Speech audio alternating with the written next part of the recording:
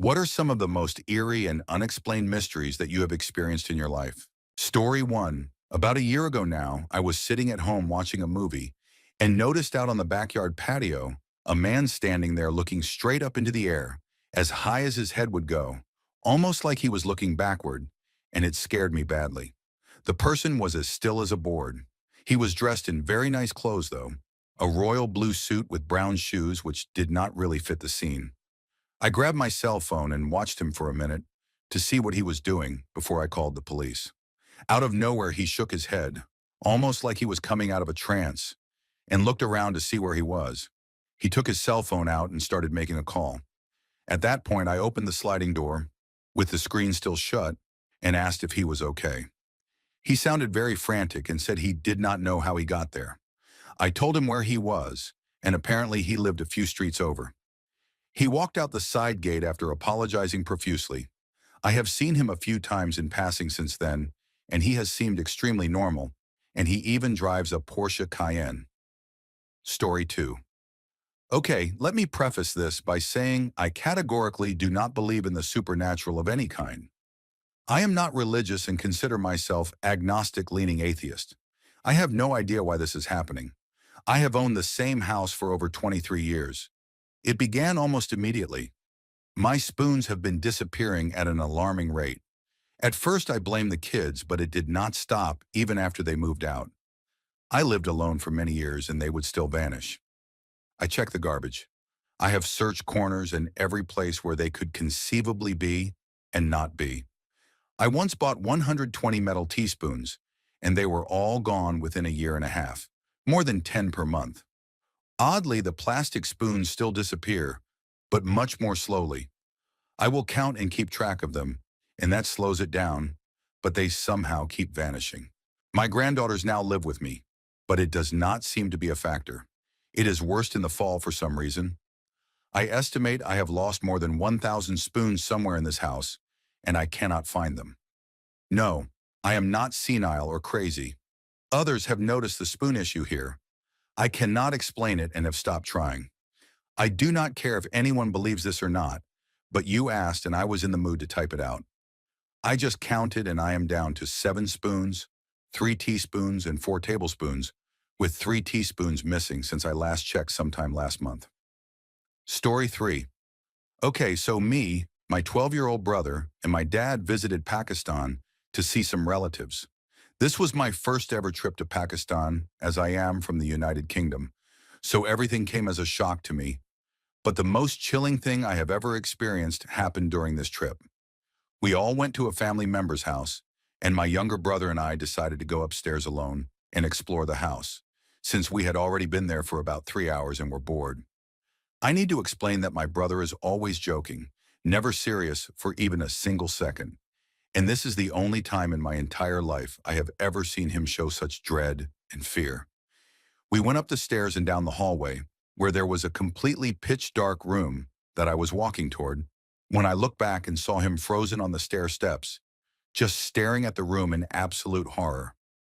Confused, I asked what was wrong, and he said something that, coming from someone like him, sent chills down my spine.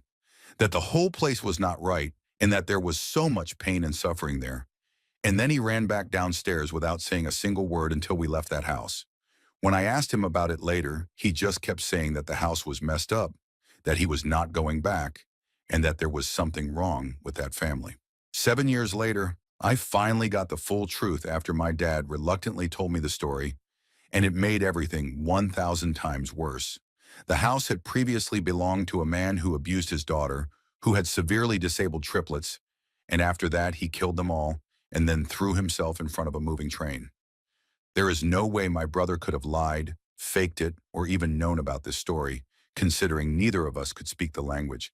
And he still says that his whole body told him to stay away from the upstairs, and that he had terrifying thoughts just from looking at that room.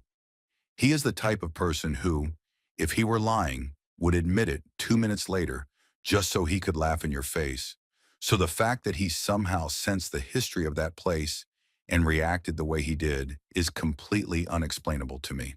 Story 4, I moved into an older home in New Jersey with my family when I was much younger, and I was maybe around 11 at the time.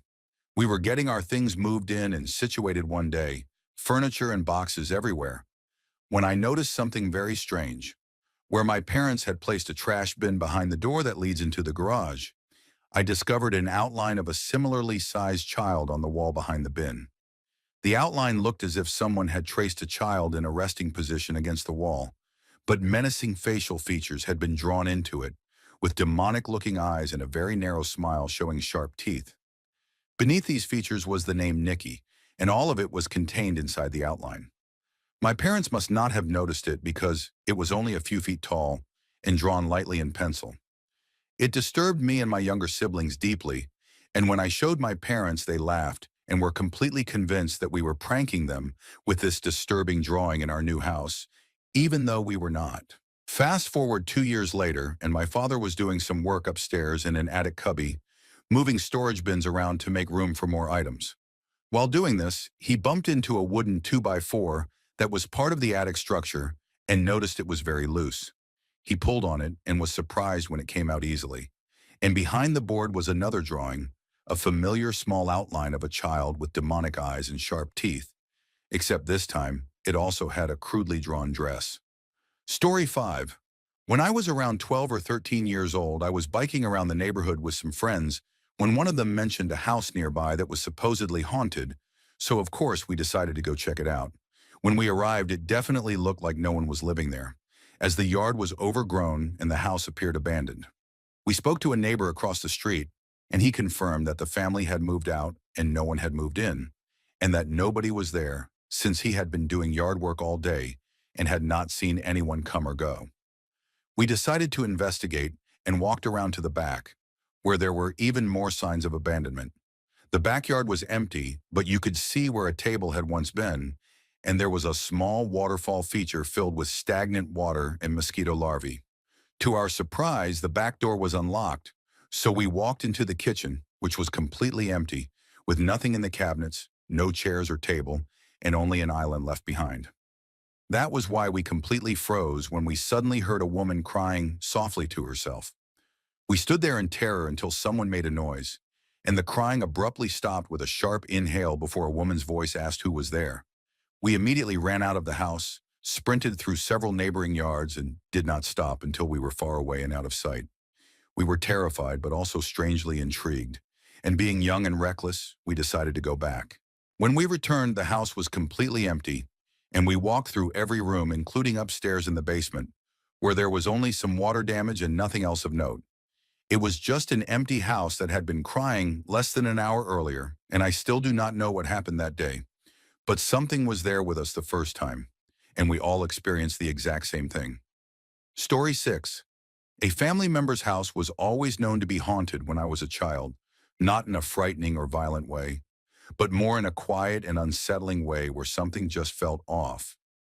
We had a family gathering there when I was around 3 or 4 years old, and I was in the kitchen with my mother and the owner of the house when a fluffy cat walked in.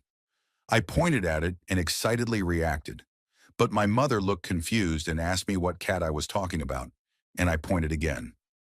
The owner of the house laughed and said that it looked like I could see Robbie. I do not remember much after that, except my mother becoming very quiet for the rest of the gathering and holding on to me closely until we left.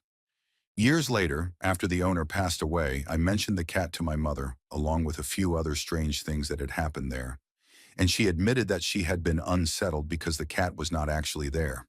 And the owner had told her it was an old spirit that protected the house and that only she and I could see it.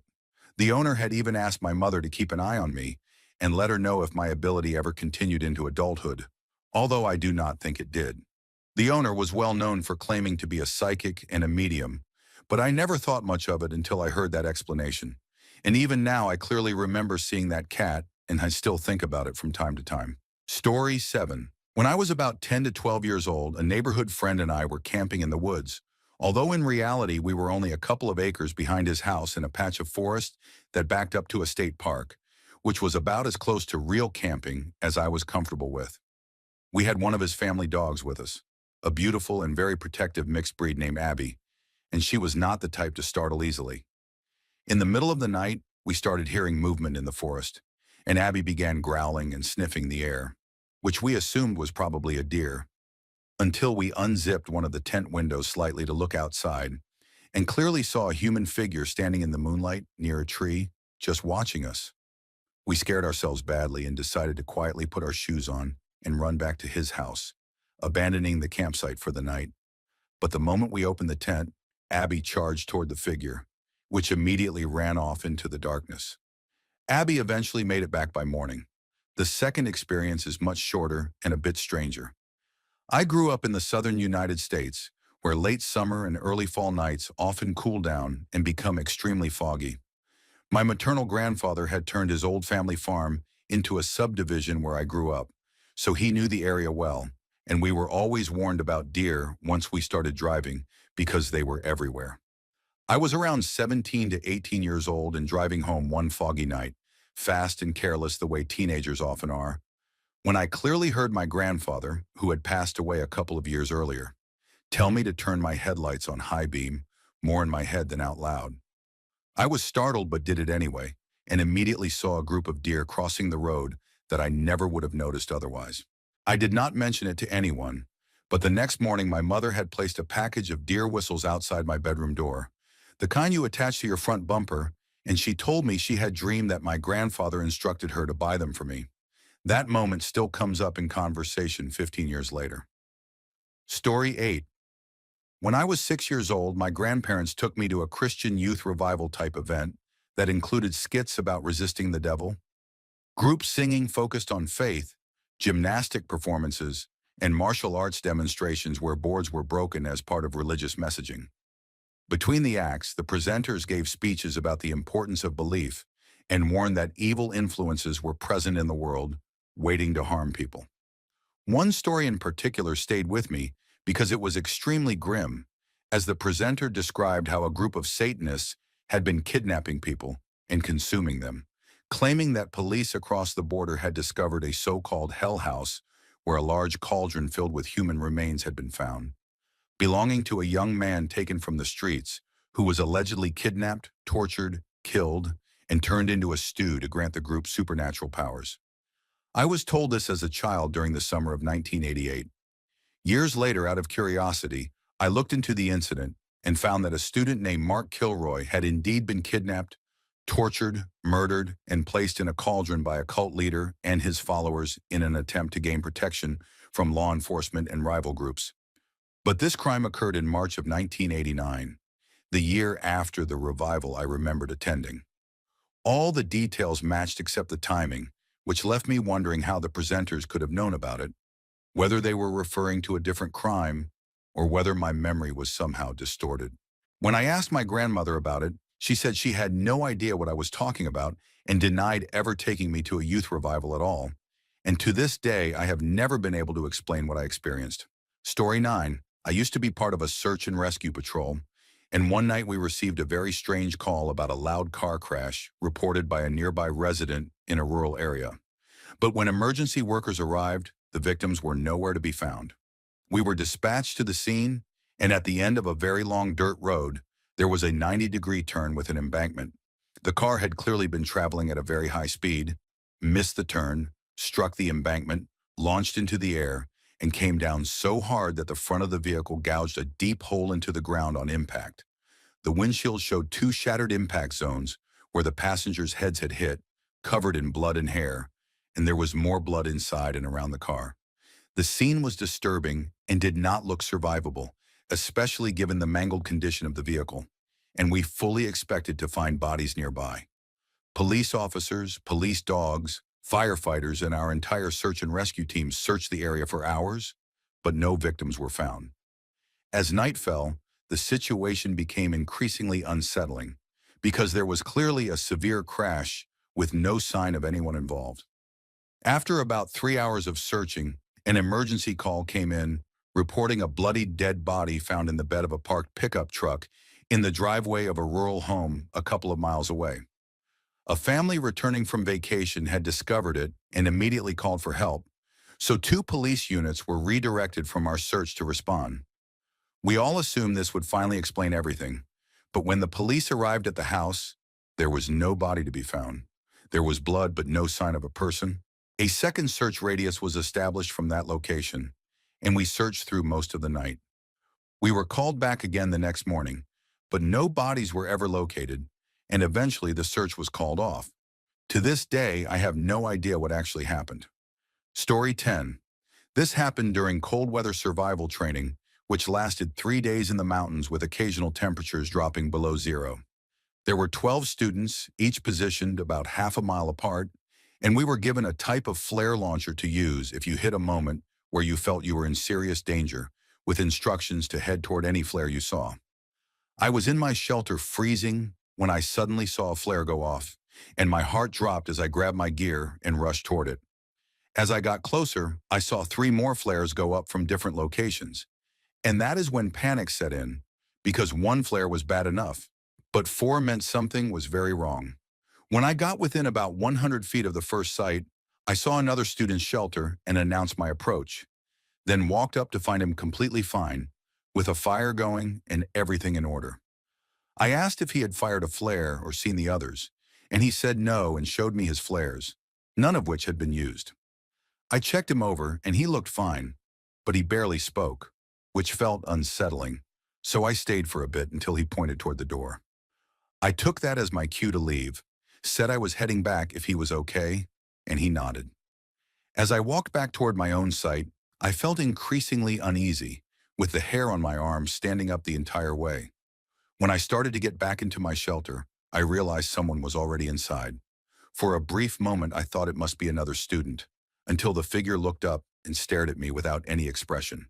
It took a second to understand that I was looking at myself, like a reflection standing in front of me, and I have never felt such intense fear or the sense that I should not be there. I ran from the shelter, tripped and fell, and the next thing I knew, I was waking up inside my shelter with an instructor asking if I was okay and ready to hike out. I assumed everything had been a dream until, as we walked to meet the others, he asked me why I did not respond to the flares the night before. Story 11. I had a cousin who was completely normal and happy for the first 8 years of her life, but one day she suddenly became extremely upset whenever she was outside near the woods, no matter if it was day or night. Eventually, my aunt got her to explain why, and she said that whenever she was near the woods or an open area, she would see a huge black wolf staring at her and baring its teeth. Over time, she said it started appearing in her dreams and telling her that it was going to kill her family, which were very disturbing things to hear from such a young child. She then began saying that children would come into her room at night, open her door, and stare at her before closing the door and leaving her alone in the darkness until she passed out from fear, and she also claimed to see the wolf's eyes watching her from inside the closet. I stayed at my cousin's house often because I spent a lot of time with her older brother, and in his room there were small child-sized handprints on the ceiling above the bed. We assumed it was from my cousin jumping on the bed and touching the ceiling, even though she should not have been able to reach that high. And when we tried painting over the marks, they kept bleeding through every time. It was extremely unsettling, and I never felt comfortable sleeping there again. Eventually, my aunt involved the church because my cousin started saying the wolf was everywhere, including at family gatherings, in the woods near my grandparents' house, and even at the cabins during family vacations. A pastor came to their home and blessed it to cleanse anything negative, and after that, everything suddenly stopped. My cousin is in high school now, and even as an adult, hearing her retell these stories with new details I had never heard before still deeply unsettles me. Story 12. An old friend of mine used to live in an old house where a couple of my family members had passed away, both an uncle and an aunt due to old age, and there were several other deaths on the surrounding properties as well. That house always had the worst feeling at night, the kind of darkness that pushes you to go to bed early because you start losing your sense of where the walls even are. A few strange things happened there over the years. One night, my friend and I stepped out onto his porch to smoke a cigarette, and as I crossed the front door threshold, the cigarette simply vanished out of my hand. Thinking I had dropped it, we immediately started searching everywhere, the way smokers do when they lose a cigarette, and also because they had kids and small dogs, so I felt responsible for finding it. I ran my fingers along every edge of the door frame and dug into every gap and corner I could find, but we never found it. It was not necessarily paranormal, but I searched extremely thoroughly, so I like to joke that maybe a distant relative was trying to get me to quit from beyond the grave. Eventually, my friend and his family moved closer to other relatives, and the house sat empty for a long time because my family could not afford to buy it back, especially considering how old it was. I was a teenager at the time and naturally curious, so one night I wandered around the property looking for a way in, and between teenage entitlement and my family's history with the house, it did not even feel like breaking in. One of the sliding glass doors was unlocked. Inside, I was honestly annoyed at how messy everything had been left, with random objects scattered across the floors like toddlers had just walked away, and they had even left behind a small couch that I wish I had taken. I set up a little sitting area upstairs with the couch and a couple of plastic tables the kids used to eat on, and over a few nights I would go there, relax and unwind, pretending I had an entire house to myself. I always made sure to turn all the lights off before leaving so I would not be noticed. However, something kept turning the lights back on between my visits, and I clearly remember my family being worried about squatters. It was possible, but this was a very rural area where a squatter might be a bit more unpredictable, as people without housing were known to hide out in trailers and sheds nearby. And honestly, that idea was more frightening to me than the thought of a ghost. Story 13. This happened about 13 to 14 years ago when I was a junior at a high school located on a mountain. One night, a friend and I attended an astronomy meeting at the school's observatory, and as everyone was leaving around midnight, we stood in the parking lot talking while looking toward the nearest mountain peak.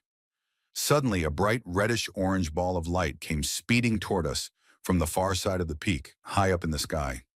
At first, we thought it was a shooting star until it suddenly dropped in altitude and headed straight toward the tree line. We were convinced it was about to crash, but instead it stopped dead in midair. My friend and I went completely silent as we watched it hover there for about 20 seconds, before it suddenly dropped below the trees. We could see its glow lighting up the distant forest as it moved through the trees at an impossibly fast speed for another 20 seconds or so.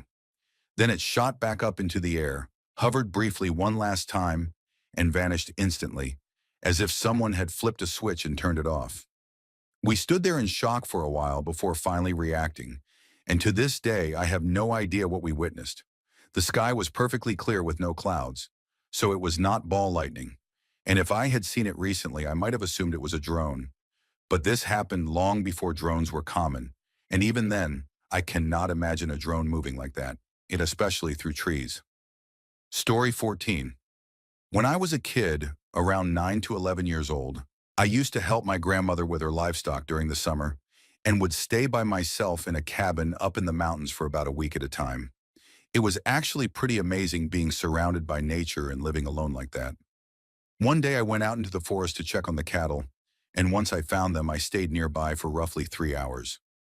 As evening started to approach, I decided to head back to the cabin, and while I was walking, I suddenly had a strong sense that something or someone was following me. I kept looking around, trying to see through the trees, but there was nothing there. I stopped and listened carefully, but again I could not hear anything. When I picked up my pace, I began to hear footsteps moving at a distance from me.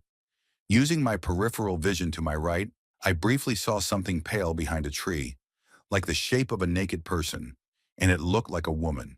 The moment I turned my head toward it, whatever I had seen was gone.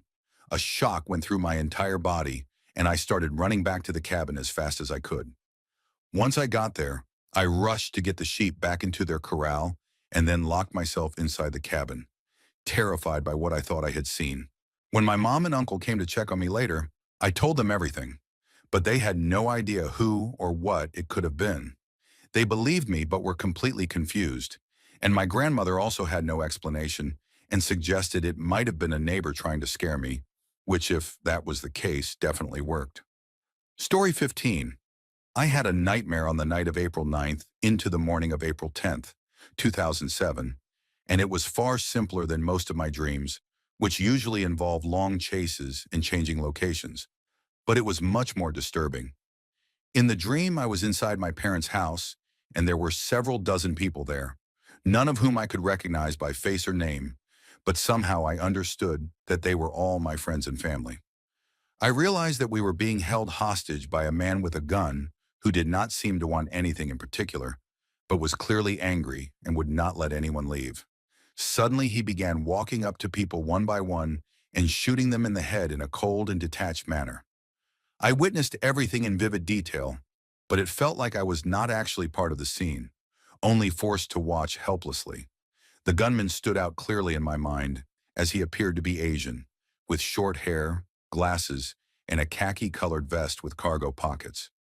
There was no clear beginning or end, just what felt like shot after shot while I cried and could not stop it. When I woke up the next morning, I felt deeply depressed and emotionally drained all day. Like the weight of the dream had followed me into waking life. I casually mentioned it to my roommate, but by the end of the day, I had mostly pushed it out of my mind. 1 week later, on Tuesday, April the 16th, 2007, I woke up a little after 8 in the morning to the sound of a police car using a loudspeaker, repeatedly telling everyone to remain inside their dorms. I had overslept and missed my studio class for the first time all year, and when I checked the campus alerts, I saw that there had been a shooting in one dormitory. At first I felt sad but mostly confused and groggy until more alerts came in about another shooting near the engineering building. I turned on the news and watched the numbers climb from 9 dead to 12 to 14 and eventually 32. Over the next few days, as more details came out and the shooter was identified, I noticed with unease that he was Asian, but it did not fully register until I saw images from a video he had sent to a news outlet, where he appeared wearing glasses and a vest very similar to the one from my dream. I did not personally know anyone who died, only friends of friends, but I still wonder how or why I had that nightmare, because it felt far too specific to be just a coincidence. Story 16. This happened 5 years ago, after my mother, who was 80 years old, passed away and my father had to move into a nursing home shortly afterward. About a month later, as the executor of their trust, I had to take care of their house, and since my mother loved collecting all kinds of decorative items, there was far too much stuff. So I decided to hold an estate sale. I have two sisters, both of whom have struggled for years with substance issues and unstable lifestyles, and one of them I had not spoken to in several years because she refused to help our mother when she was sick. She also constantly had money problems and would often talk about what she expected to receive after our parents were gone. Because of this, I had an attorney prepare paperwork to keep her off the property until the trust was fully executed, and she had been on my bad side for a long time.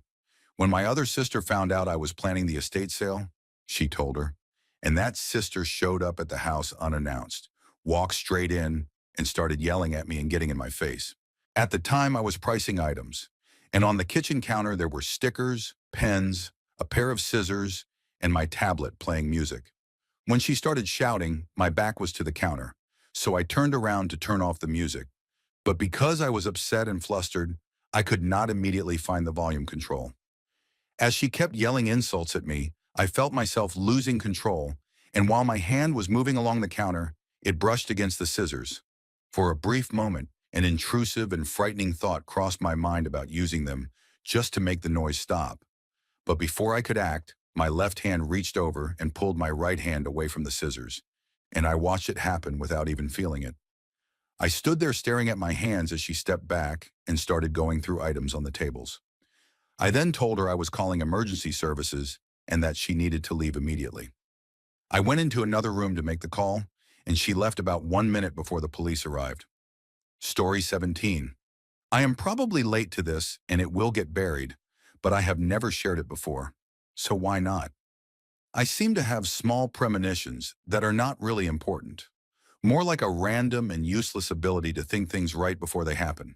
For example, I was walking on the beach with a couple of friends while we were listing our favorite girl names, which was a conversation we had never had before. And as one of my friends was thinking about her favorite name, the name Annabella popped into my head, and a second later that was exactly what she said. I often randomly think about people from my past whom I have not seen or spoken to in years, and usually within the next day or two, something happens that brings them up again. Sometimes when I am filling my car with gas or paying at the grocery store, I will be standing there not really paying attention, and a number will pop into my head, and it ends up being exactly what I owe. Other times when I watch movies I have never seen before, I will think of the exact sentence an actor is about to say, not just an obvious line, but a full sentence, right before it happens on screen. These are just a few examples of the strange and pointless coincidences that seem to follow me through life. The strangest one, and the one that probably sounds the most unbelievable, is that ever since I was little, I sometimes get an overwhelming sense of sadness when I pass a stranger. It feels like I briefly experience their deepest pain or despair, and almost every time it happens, they look up at me and give a faint, fragile smile.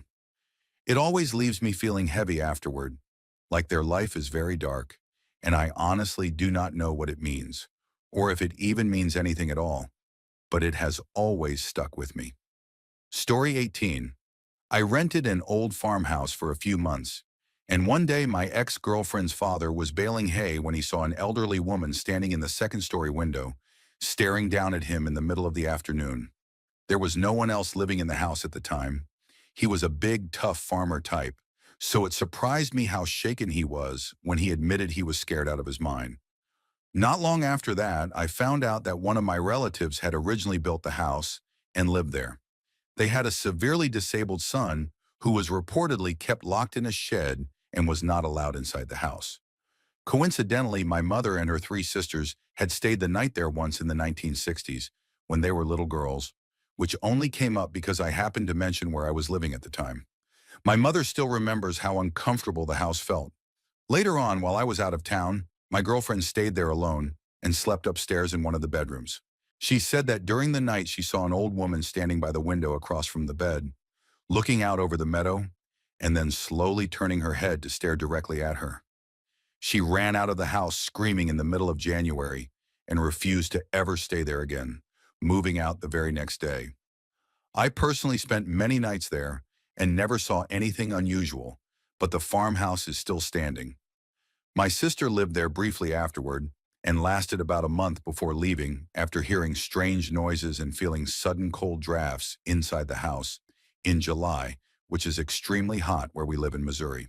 Story 19. I grew up in the countryside in a very small neighborhood of only 8 houses, where everyone knew each other but mostly kept to themselves. When I was around 13, I would come home from school and go straight to my bedroom to play video games and do homework until my mother got home. I have always needed to keep doors closed when I am in a room because leaving them open makes me feel watched and extremely uneasy. Quite often, my bedroom door would slowly open on its own, even though it latched shut and had to be pulled open deliberately. I would also hear my mother calling my name very clearly while I was home alone, even though she was still at work. At other times, I heard what sounded like people talking downstairs when no one else was there. One day I heard what sounded exactly like our sliding glass door shattering, and I panicked, ran into my parents' room, and grabbed the shotgun my mother kept beside the bed.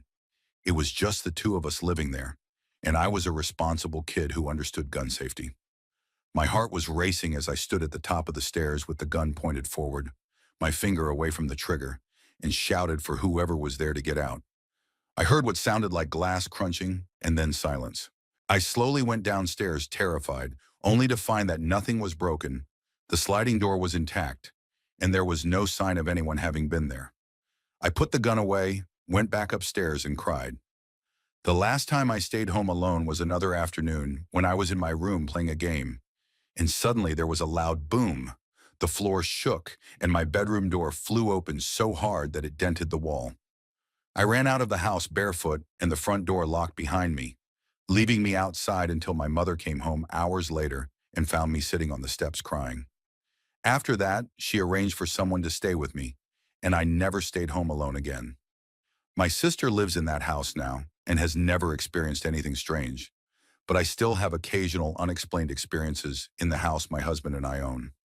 One year after returning from a trip to Hawaii with family, a neighbor casually mentioned seeing my husband's father enter our house while we were away, and when we questioned them further, they became uncomfortable and refused to say anything else. Story 20. I had just moved into my first house and finished some remodeling, and my girlfriend was out of state working on her master's degree, so I was living alone. One night, I woke up to a quiet but repetitive banging noise coming from the basement, and it kept getting louder and louder until it sounded like someone was hammering on the floor from below at an inhuman speed. Knowing I was supposed to be alone, I completely panicked and sat there for a few seconds trying to decide what to do.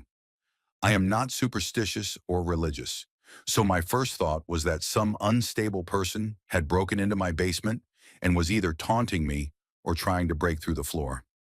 When it did not stop, I forced myself to get up, grabbed my 12-gauge shotgun, slipped on my shoes, gave myself a quick pep talk, and opened the basement door. The banging was echoing through the entire house, and there was a deafening roar coming from the darkness of the unfinished basement, with dust visibly falling from the ceiling into the dim light at the bottom of the stairs.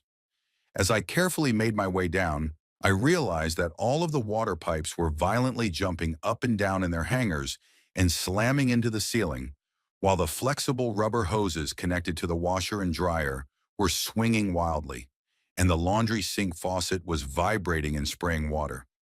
That is when I realized it had to be some kind of feedback loop involving the well pump. I approached it and saw it bucking and straining against its mounts, as if something unseen was forcing it to move.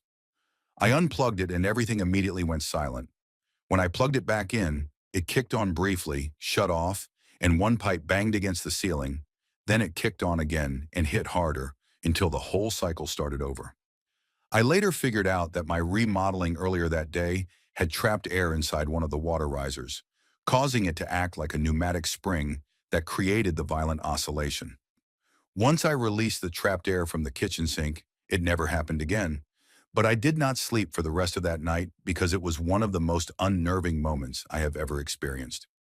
Story 21. This actually happened to me just a couple of weeks ago.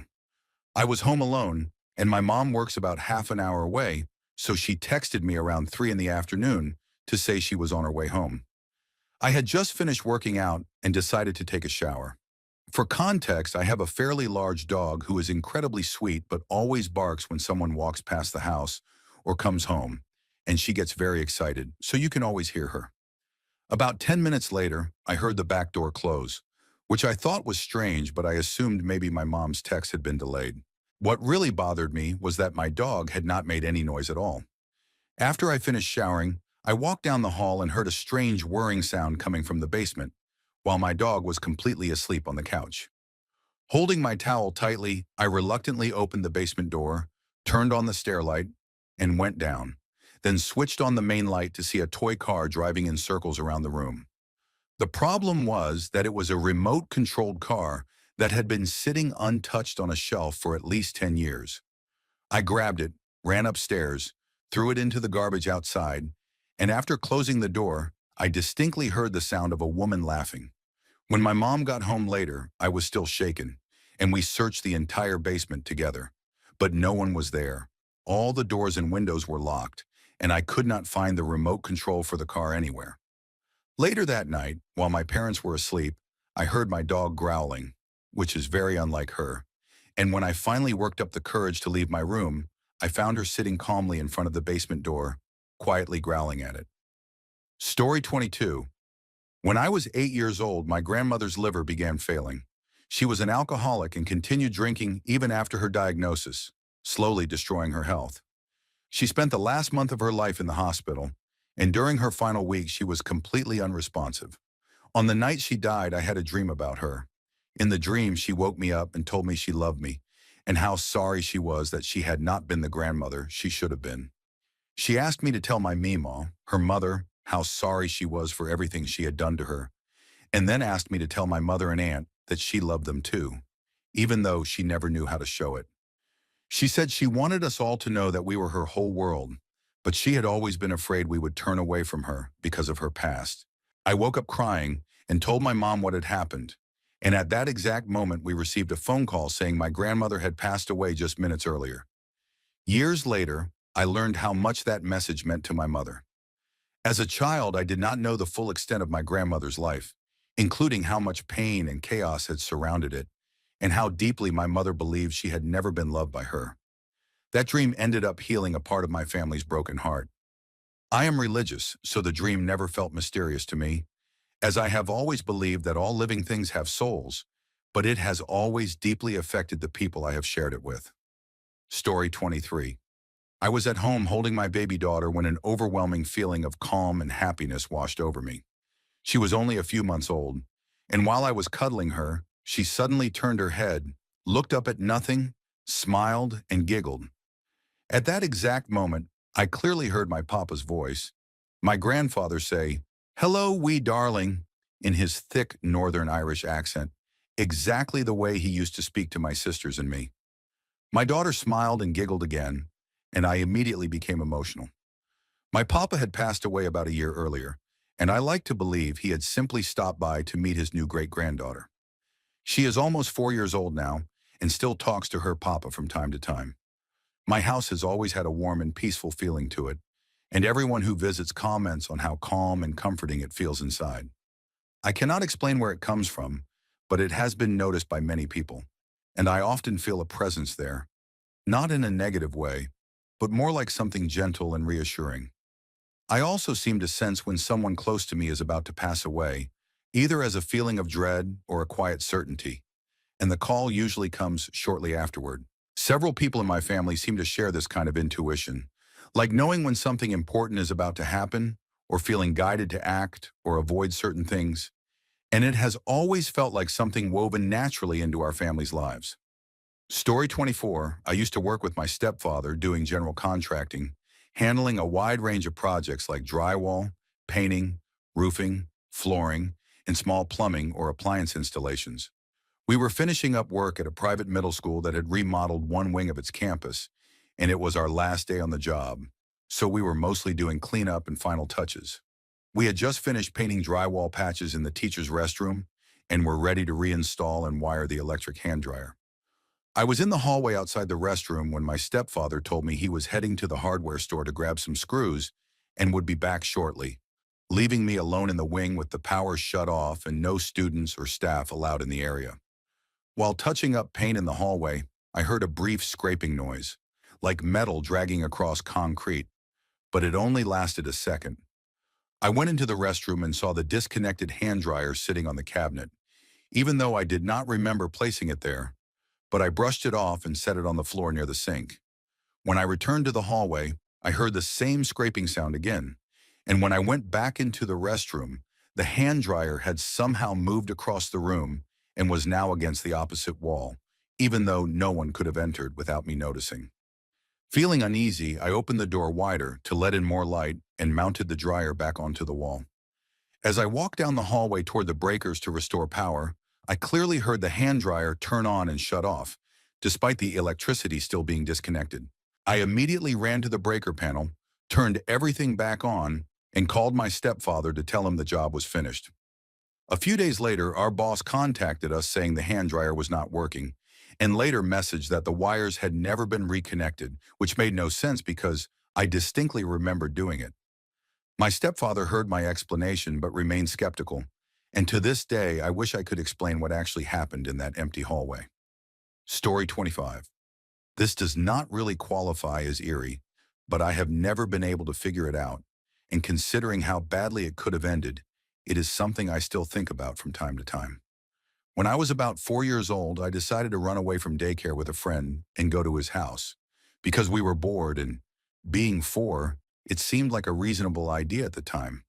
We jumped the fence and took off, and when we got to his house, he told me I could not come inside because his parents were not home, and then went in without me. I was left standing there confused, and I figured I might as well try to go home, except I did not really know where I was. In my 4-year-old logic, I decided that if I just started walking, I would eventually get there. So I did. Most of what happened after that is very fuzzy and always has been, but I remember wandering into a gas station and trying to play a Street Fighter arcade machine, getting frustrated because the characters were not responding to the buttons or joystick, which I later realized was because the demo was playing and I was too short to see the insert credits message. I eventually walked back out. I had left daycare early in the morning, probably around 9, and it was summer, so by the time the afternoon heat set in and hours had passed, things started getting strange. As I was walking along the side of the road, a red pickup truck pulled up next to me, and an older man, maybe in his 60s or 70s, asked if I was lost and if I needed a ride. Somehow, despite knowing I should probably not trust him, I got into the truck. I did not know who he was, did not know where I was, and could only describe my home in very vague 4-year-old terms. Yet somehow he drove me directly home. No one was there, so he walked me to a neighbor's house, where they let me inside and then he disappeared. I stayed there until people started coming home, and it turned out that a child going missing from daycare was a much bigger deal than I had realized. The police were escorting my father through dangerous areas looking for a body. My mother was demanding federal help, and my older sister, who had been loosely supervising at the daycare, was falling apart. Meanwhile, I was found safe, sitting at the neighbor's house eating cookies, and no one ever figured out who the man in the red pickup was or how he knew where to take me. I am not into the supernatural and assume there is a logical explanation, but I have never been able to find one, and I know I was incredibly lucky compared to how that situation could have ended. Story 26. The first home I ever lived in as a child is where this happened. My parents had gone out with my younger sister, and I was just old enough to convince them that I did not need a babysitter, probably around 10 years old, and they were only going somewhere nearby. I was lying in my parents' bed watching television under the covers, and from where I was positioned, I could see both the television and straight down the hallway that connected all the upstairs rooms. At some point, without me noticing at first, a tall, gaunt female figure appeared in the hallway and began opening my hallway closet as if she were looking for fresh sheets to make a bed. I remember looking at her and immediately knowing she was not a real person. She was far taller than my mother, grandmother, or younger sister, none of whom were home, and I could see straight through her body, including the bathroom door behind her. I do not know how long I stared, but eventually she turned and looked directly at me, and I felt completely frozen with fear.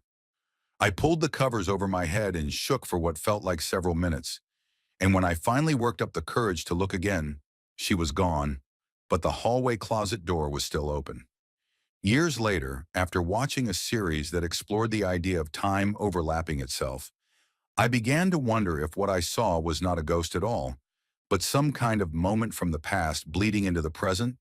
And although I do not really believe in ghosts anymore, the memory still comes back to me from time to time. Story 27. When I was around 6 or 7 years old, I lived with my mom in a small, old, two-story house, and it was just before Easter.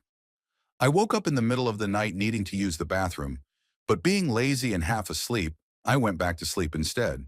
When I woke up again nearly desperate, I finally decided to go downstairs. The stairs led into the dining room, then the kitchen, and then the bathroom. And I had not even stepped onto the bottom stair when it happened. At the time, I owned what I still think was the coolest remote-controlled car ever, a Jurassic Park truck with a dinosaur cage that could break open and spray water. I had removed the battery and the controller to charge them, and all the water had been used up. As I reached the last step, the truck suddenly drove out from the wall, made a perfect 90-degree turn, rolled up to the stairs, and sprayed me with water. I immediately ran back upstairs and tried to convince myself I did not need to go anymore. But after a few minutes of panic, I woke my mom and told her what happened. She did not believe me but agreed to walk downstairs with me, and when she went first, nothing happened, until I stepped onto the stairs again, and the same thing occurred. She checked to make sure I did not have the controller, bent down to grab the truck as it continued spraying water and backing away, and confirmed there was no battery and no water inside. She told me to use the bathroom while she held the truck, then put it in another room and shut the door. The next morning, it was back exactly where I had left it the day before. Story 28. I had cancer as a child and lost my eye to a rare infection, eventually needing a bone marrow transplant to survive because the infection began feeding on the chemotherapy. I spent a lot of time around suffering and death, and during that time, I began seeing things that I believe most people do not notice unless they want to be seen. Shadow figures, the uneasy feeling when you are alone, the movement in the corner of your eye. I have seen them 4 times in my life. The first time was when I was under 8 years old, living in a small 2-bedroom house where my bed faced down the hallway. I woke up feeling watched, turned over, and saw a feminine shape standing in the doorway, darker than darkness, flickering like the strange patterns you see when you rub your eyes too long. I could not look directly at her, and when I tried, she seemed to fade. But when I looked slightly away, she became clearer. I thought it was my mother and called out, but she only stood there before turning and walking away. Years later, at my grandparents' house, I experienced it again, waking with the same overwhelming sense of being watched, checking every hiding place in the room, and then seeing two massive silhouettes standing at either end of my bed, darker and more intense than before, growing larger as my fear increased. I prayed until I felt a warm sensation spread through my body and suddenly fell asleep. The third time was in intensive care, when my grandmother and family were praying over me, and I saw a shadow figure walk through the doorway toward me, reaching out and touching me just as the prayer ended, which I later realized had been my grandmother's hand. From that moment, I knew I would survive. The last time was the day my eye was removed, when multiple shadow figures surrounded my bed. But this time they felt calm and purposeful, and alongside them was a bright, white presence sitting nearby that I could not fully see. They remained until it was time for surgery, and I have never seen them again since. Story 29. I was working in the same office unit again, and by that point I was already used to the strange things that sometimes happen there, especially around the bathroom. As I worked, I would usually see staff members passing by, doing whatever tasks they were assigned, and most of them were polite and respectful. However, in this particular unit, there was one staff member I really disliked because he came across as extremely rude. I remember him clearly as tall, Caucasian, middle-aged, with gray hair, glasses, and almost always wearing a lab coat, and I assumed he was some kind of medical doctor. What bothered me was that whenever he passed by, he completely ignored me. I was not looking for attention, but if I said good morning, it felt normal to at least get a response. Instead, he would walk right past me without acknowledging me at all, day after day for an entire week. I kept thinking about how arrogant and disrespectful that felt, wondering what I had possibly done wrong. Eventually, I stopped greeting him altogether and just glared at him whenever he walked by. And for another week, he continued going about his routine as if nothing was unusual. Finally, I got fed up and waited until other staff members arrived later that morning, and I mentioned how rude he had been. One of the supervisors told me we needed to discuss it in their office. When I went in, the supervisor showed me several old photographs from the early 1900s. One of them was a group photo of doctors, and the supervisor pointed to one person in the picture and asked if that was the man I had been seeing. It was him, standing there exactly as I had described. After that day, the man never appeared again, and I still have no idea why. Story 30. A few years ago, I was hanging out at a friend's house, and we often bought a pack of beer and sat on the porch late into the night just talking. Nothing strange ever happened there, except for one night that still gives me chills and remains completely unexplained. There were a lot of raccoons around the neighborhood, and it seemed like a family lived nearby because we saw them often. One night, with a light dusting of snow on the ground, we saw what looked like a raccoon come down from a tree across the street and move into the parking lot of a nearby business. It looked a bit too large to be a raccoon, but we were only mildly buzzed and more curious than anything else. My friend was a big guy, so I felt safe enough checking it out together. We crossed the street and examined the tracks, which were larger than normal but not obviously wrong. There was a covered walkway between buildings where the snow stopped, but behind it was a narrow path between the business and a fence where snow remained. As we got closer, we saw more tracks, but this time they were not animal prints at all. They were tiny human footprints, about the size you would expect from a very young child. That realization sent a shock through both of us, and we immediately ran back to the house. Nothing like that has ever happened to me before or since, and even now it still makes me uneasy to think about or talk about it. Story 31. A few years ago, I bought a hand-carved cedar First Nations flute secondhand and brought it with me while traveling around the Gulf Islands on the coast of British Columbia. I had only owned it for a week or two and was still learning how to play it properly. The host of the farm where I was staying had a friend visiting who was skilled with many instruments, so I asked him to try the flute and give his opinion. It was around 1 or 2 in the morning, and we were sitting in the living room of an old cabin surrounded by forest, with other cabins far enough away that the night was completely silent. When I handed him the flute, he admired the carvings and asked where I got it, then began playing a few notes. After about a minute, he stopped and examined it again, then played 2 long, clear notes. He paused and the room fell silent. From somewhere deep in the forest, all three of us heard the exact same two notes repeated with the same tone and length.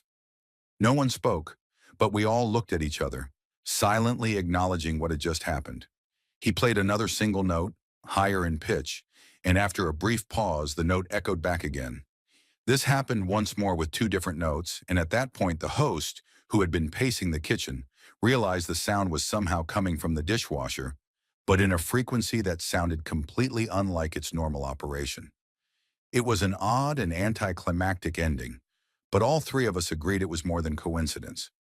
I still cannot think of a logical explanation, and I am not sure I need one, especially since the cabin was built in the early 1900s and is known locally for having a strong spiritual presence, and all three of us were completely sober that night. Story 32, I was about 17 or 18 years old and on my way to a friend's house where I hung out regularly.